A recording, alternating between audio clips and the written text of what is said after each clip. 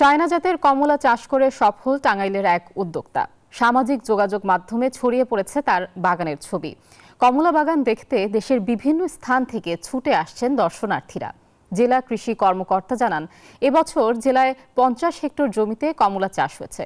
লেবু জাতীয় উদ্ভিদ বৃদ্ধিকরণ প্রকল্প সহ বিভিন্ন প্রকল্পের মাধ্যমে কৃষকদের উদ্বুদ্ধ করতে প্রদর্শনী ও পরামর্শ দিচ্ছে কৃষি সম্প্রসারণ অধিদপ্তর। সবুজ পাতার আড়ালে হলুদ রঙের কমলা, তারই ওপর রোদের ঝিকিমিকি। টাঙ্গাইলের মির্জাপুর উপজেলার পাঁচগাঁও গ্রামের দেলোয়ার হোসেন দিলু করোনার সময়ে ব্যবসায় ক্ষতিগ্রস্ত হওয়ার পর নিজ জমিতে অল্প পরিসরে শুরু করেন মিশ্র ফলের বাগান। 1 একর জমিতে চায়না কমলা গাছের চারা রোপণ করেন। তার বাগান এখন 6.5 একর জমি জুড়ে। নাম অ্যাগ্রো ফার্ম। চায়না কমলা চাষ করে বছরে 3.5 লাখ টাকা থেকে 4 লাখ টাকা আয় করেন দেলোয়ার। আমি আলহামদুলিল্লাহ এই বাগান করে নিজেও স্বাবলম্বী।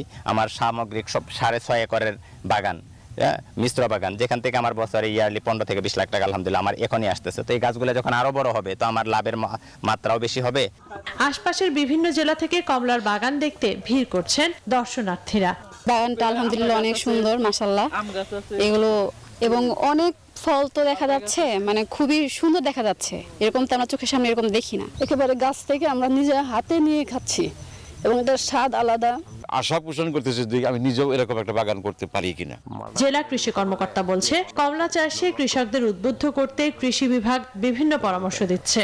দেলোয়ার হোসেনের মতো আরও বিভিন্ন যারা বাণিজ্যিক কৃষক আছে তাদের দেখা দেখি আরও অনেকেই কিন্তু এই মালটা কমলা চাষে উদ্বুদ্ধ হচ্ছে এবং আমরা কৃষি সম্প্রসারণ অধিদপ্তরের পক্ষ থেকে তাদেরকে সর্বাত্মক সহযোগিতার পরামর্শ প্রদান করছি। জেলায় এবার 250 হেক্টর জমিতে মালটা এবং কমলার চাষ হয়েছে। Desk report, news 24।